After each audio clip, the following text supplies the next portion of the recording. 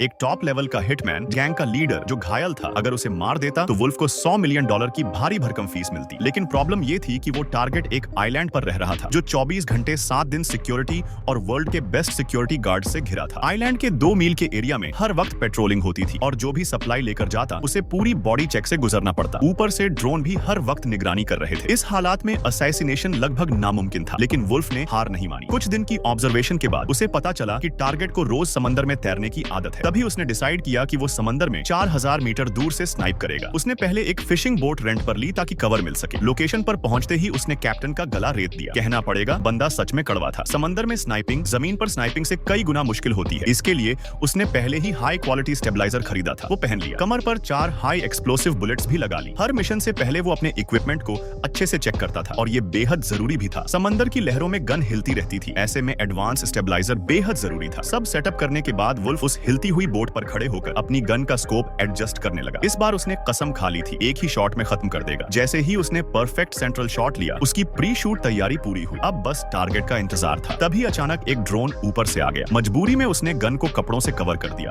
और एक्टिंग करने लगा जैसे वो फिशिंग कर रहा हो। आइलैंड की सिक्योरिटी रूम में भी ड्रोन का फुटेज पहुंच गया। अच्छी बात ये थी कि ये बोट पहले भी वहां आती रहती थी और वो भी 2 मील के बाहर थी, तो सिक्योरिटी टीम को शक नहीं हुआ। जैसे ही हालात क्लियर हुए, टारगेट अपने बॉडीगार्ड्स के साथ बाहर निकला। वुल्फ को इसी मौके का इंतजार था। उसने बुलेट लॉड की और जैसे ही टारगेट पानी में उतरने वाला था, उसने निशाना साध लिया। लेकिन तभी एक ऊंची लहर आ गई और बोट हिलने से उसका निशाना बिगड़ गया। अगर टारगेट पानी में उतर जाता तो प्रॉब्लम हो जाती। वुल्फ ने फिर से टारगेट करने की कोशिश की, लेकिन तब तक लेट हो चुका था। टारगेट समंदर में कूद चुका था, पर वुल्फ ने हार नहीं मानी। उसने सोचा जैसे ही टारगेट का सिर पानी से बाहर निकलेगा, वो शूट करेगा। तभी एक पेट्रोल बोट उसकी तरफ आ गई। मजबूरी में वुल्फ ने गन घुमाई और एक ही शॉट में बोट उड़ा दी। लेकिन अब उसका कवर टूट चुका था, टाइम कम था, उसे फटाफट टारगेट मारना था, वरना सारा गेम खत्म। तभी एक और ड्रोन आ गया। अच्छी बात यह थी कि वुल्फ ने सिग्नल जैमर साथ रखा था, जिससे ड्रोन का पीछा छूटा। आइलैंड की सिक्योरिटी को अब उसकी लोकेशन पता चल गई थी। सिक्योरिटी चीफ ने बॉडीगार्ड्स को चिल्लाकर कहा कि टारगेट को प्रोटेक्ट करो। एक बॉडीगार्ड ने टारगेट को पानी में धकेल दिया ताकि वो बच सके, पर सांस तो सबको लेनी होती है। वुल्फ को बस इंतजार करना था। जैसे ही टारगेट का सिर पानी से बाहर आया, वुल्फ ने ट्रिगर दबा दिया, पर किस्मत ने फिर दगा दिया। बॉडीगार्ड बीच में आ गया और गोली खा ली। अब वुल्फ के पास सिर्फ एक बुलेट बची थी। अगर अब किल नहीं हुआ तो $100 मिलियन